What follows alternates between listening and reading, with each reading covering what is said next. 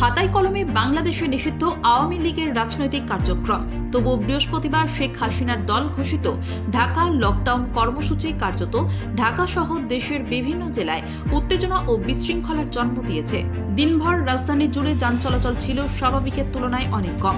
শহরের বিভিন্ন মোড়ে দেখা গিয়েছে বাড়তি পুলিশি টহল। বুধবার রাত থেকে বৃহস্পতিবার ভোর পর্যন্ত দেশের অন্তত 5টি জেলায় গাড়িতে অগ্নিসংযোগের ঘটনা ঘটেছে।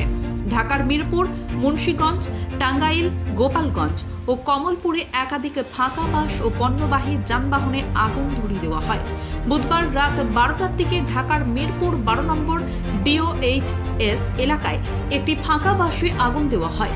দমকলের 2টি ইউনিট ঘটনাস্থলে পৌঁছলেও গাড়িটি সম্পূর্ণ পুড়ে যায়।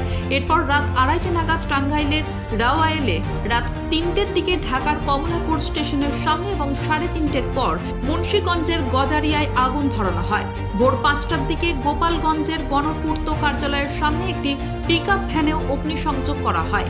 এইসব ঘটনায় হতাহতের কোনো খবর না মিললেও সমস্ত যানবাহনই সম্পূর্ণভাবে ক্ষতিগ্রস্ত হয়েছে।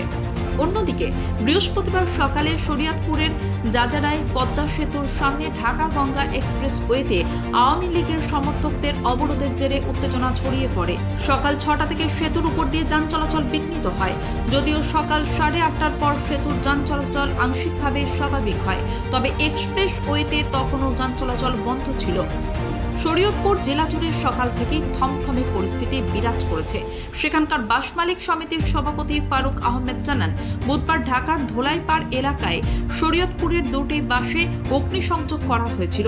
ফলে আতঙ্কে বৃহস্পতিবার তারা বাস চলাচল বন্ধ রেখেছেন। ব্যুরো রিপোর্ট, খবর বাংলা।